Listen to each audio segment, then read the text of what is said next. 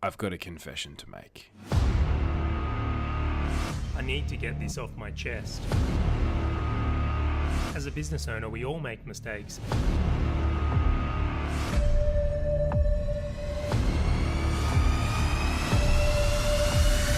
I've got to confess.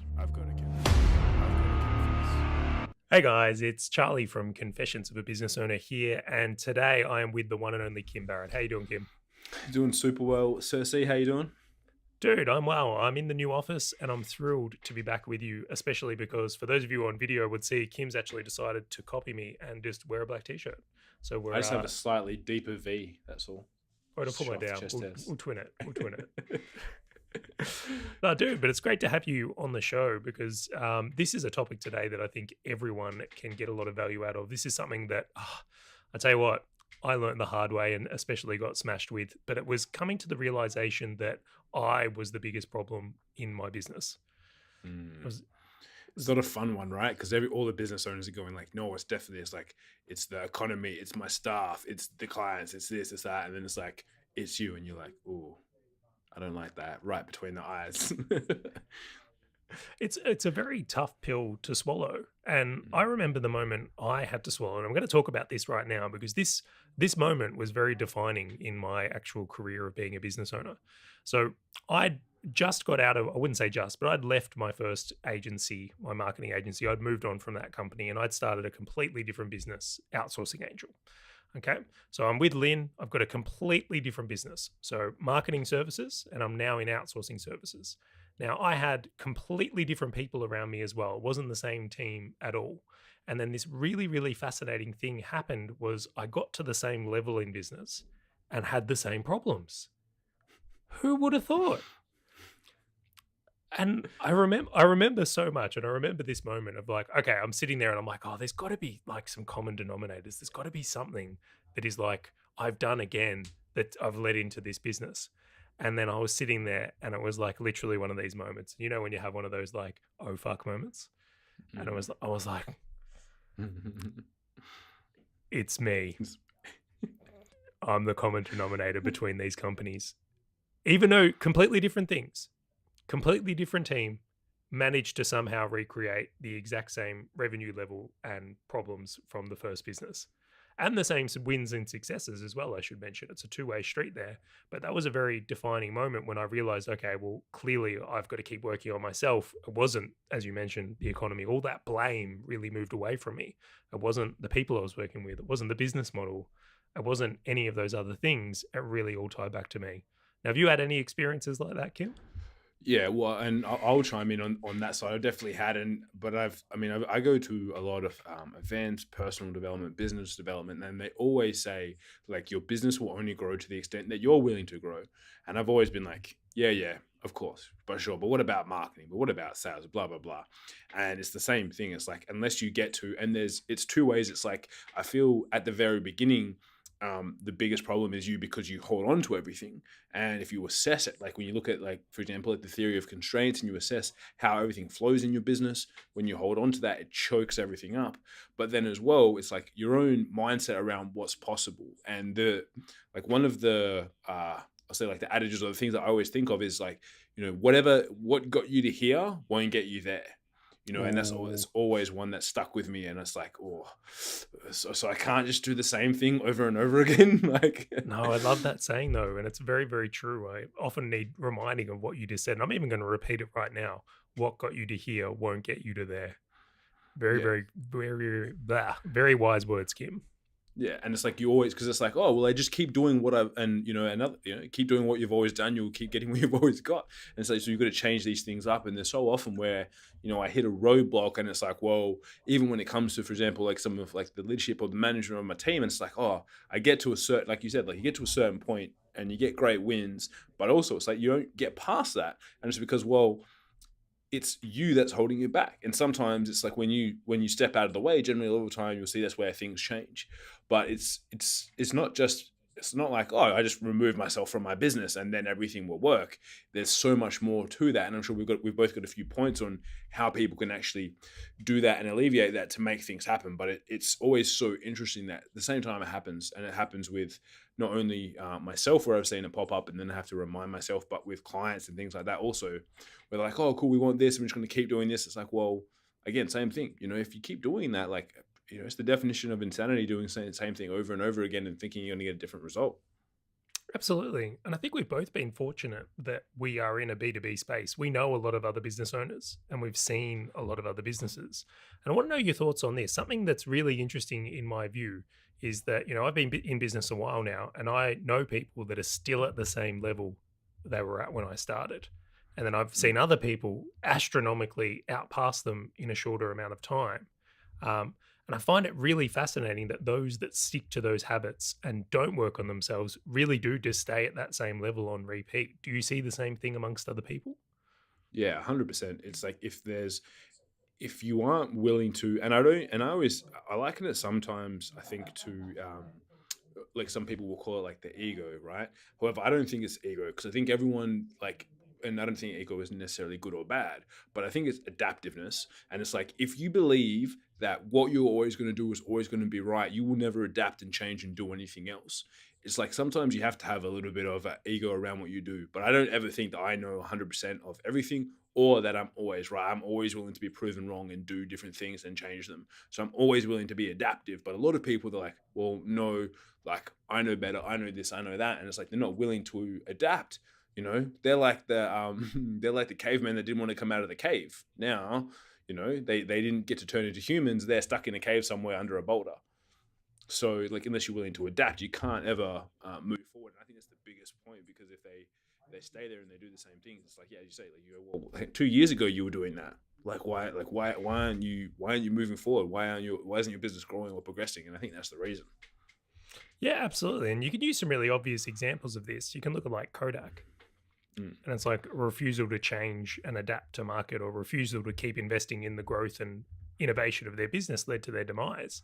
And you could look at this in marketing and go, if you were still relying on, the yellow pages and you're still going into your business from that approach instead of adapting and looking forward and challenging that personal growth, you can stay stuck on the same thing. So the only continual is your need to adapt that keeps coming through. And I always like from my like marketer's perspective, with my marketing hat on, there's the from Breakthrough Advertising, Eugene Schwartz, great book, right? The levels of market sophistication. At no point ever is there a level of market that doesn't get competitors come in and doesn't need adaptation or doesn't get more sophisticated and need a change. So it's like, well, if that doesn't happen in marketing, which technically, like the way that he positioned it is really around business as a whole, if more people are entering and you don't adapt, it's like, well, you can't ever win. You get buried in a red ocean. If you're looking at the blue and red ocean strategy, so you just get buried in that. So it's like, well, how can you, again, it's the definition of saying, how can you expect to grow if you don't adapt and change to it? Yeah, absolutely. And I'll bring up another story here because I think it's really interesting. I'm almost like reminiscing on all the times I've been humbled in business right now, which is many. But I remember in Outsourcing Angel as well, like for me, when I looked at things, like I had that ego and that thing where I thought I was always right. And then I'd gone into a business where I had a partnership with Lynn in Outsourcing Angel. And and the worst part about this story is I can't even remember what we were disagreeing about. But we got to something and I was like, I thought it should be done one way and she thought it should be done another way.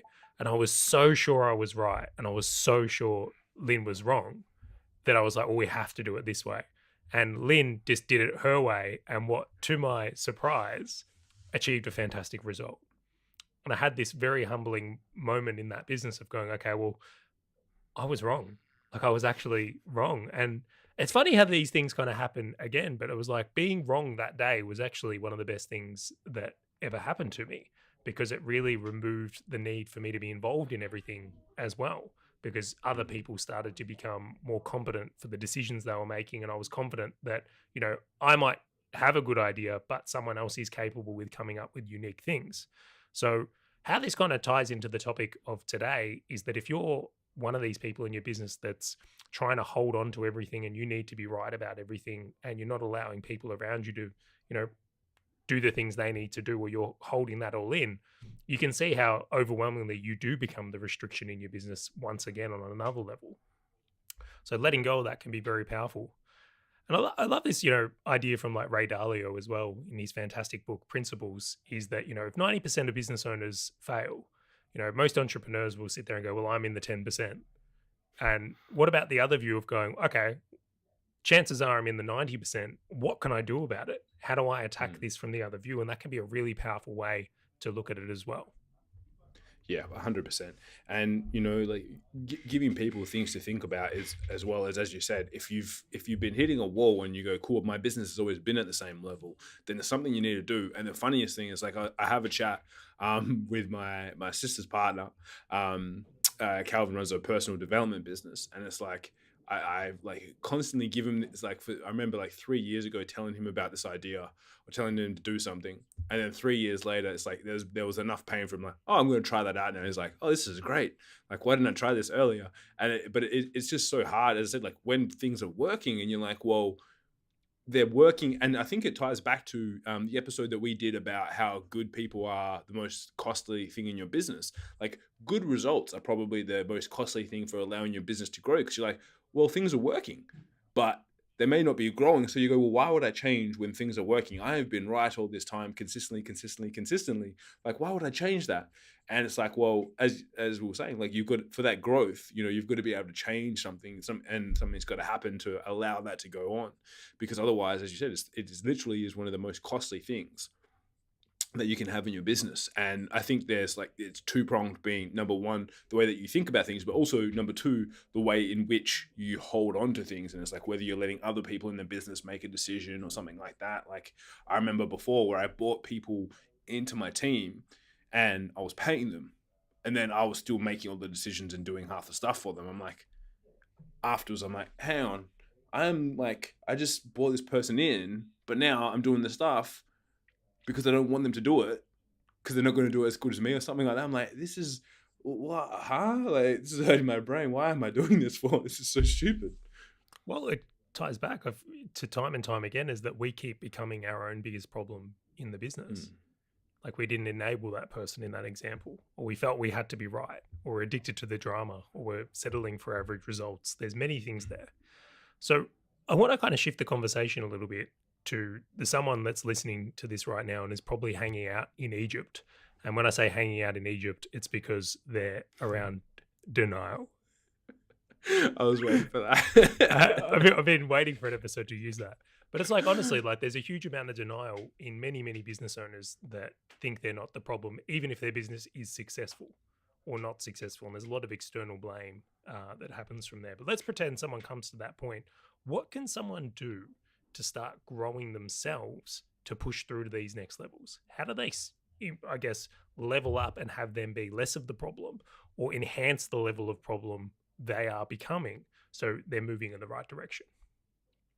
That's I think there's so many different answers to that, but I think the first needs to become around a level of self-awareness, because we can't all be good at everything. And I think if you go, well, great, if you're at this point in your business and look at it, it's like identifying, like, what are the things you actually do every day, and which of them are you actually not good but great at? Because most of the time you're hanging on to all these extra things that you're not even good at, and you just want to do it because you have to. And it's like, you probably actually pretty much suck, right? Like, and you could be getting someone else much better in your team to take care of that, would be my first step. Because I know that that's something I've done previously quite often. So I hang on to it. I'm like, why am I doing this when I suck? Like, I should definitely have someone else doing this for me. Definitely. I think awareness is a huge part of it. I think that's step one for sure.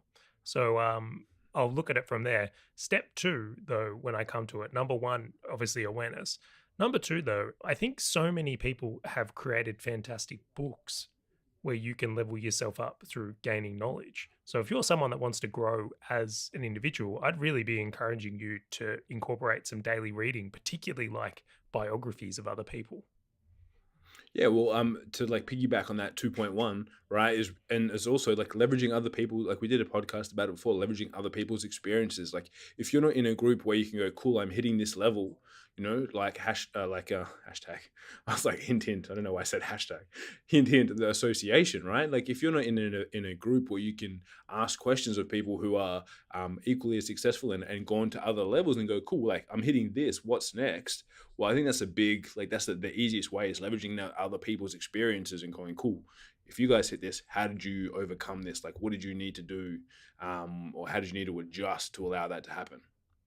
Yeah, I think that one can't be understated at all. Is like environment and who you hang around play a big role in how you act in business. And I notice this more and more is, you've got to be educating yourself undoubtedly, but then you also do need to be hanging around more business owners who are trying to achieve great things.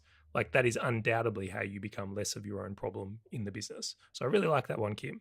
And then the third one, I'm going to kind of, I suppose, piggyback on top of again on that one, is going that mentors. It's really important to have mentors who can kind of pull you up on these things and identify those things you should and shouldn't be doing and how you are being your own biggest problem.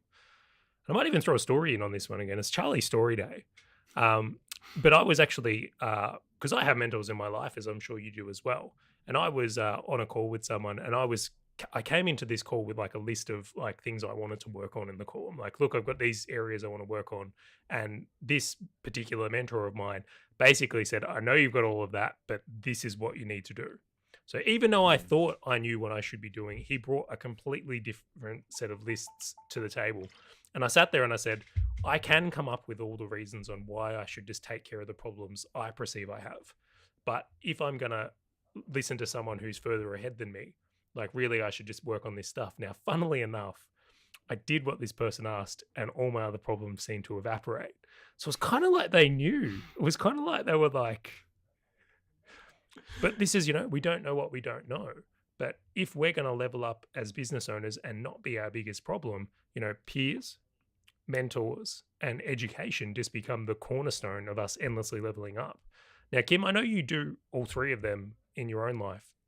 Would you say well and truly worth it? Is it something you think all entrepreneurs should be doing, or business owners? 100%.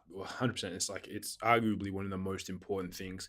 But I think the thing to remember, like I mentioned before, with that adaptability, is that it's always going to continue to happen to some extent. You're like, oh, cool, I got rid of this thing, and then like there'll be something else that's holding the business back from growing. Maybe it's like, oh, cool, now I'm at the level where I should be outsourcing and bringing in more team members. However, I want to hold on to that because I think it's going to reduce the profitability of the business, as an example, or as a tangible one. But that's actually the solution for you breaking through to the next level. So I think the biggest one for me is going like, you've got to have all those three, but it's got to be a continuous, consistent action that you take to improve yourself, to keep improving your business, because otherwise it's going to happen again. It's that whole, like, you have growth and then plateau and then growth and then plateau, trying to make the plateaus as small as possible by doing those 3 points consistently through your business journey. So first off, don't you think it's funny that as entrepreneurs, we always sell ourselves the lie of like, as soon as we solve the problem we have right now, everything will be fine. Like there's not another problem waiting for that. Oh, it's so good. It's like you end up having sometimes the same problems, but they're just bigger, right? It's like, oh, that problem again. However, now I didn't have 2 staff, I have 10 staff. Oh, it's a slightly bigger problem now to go through.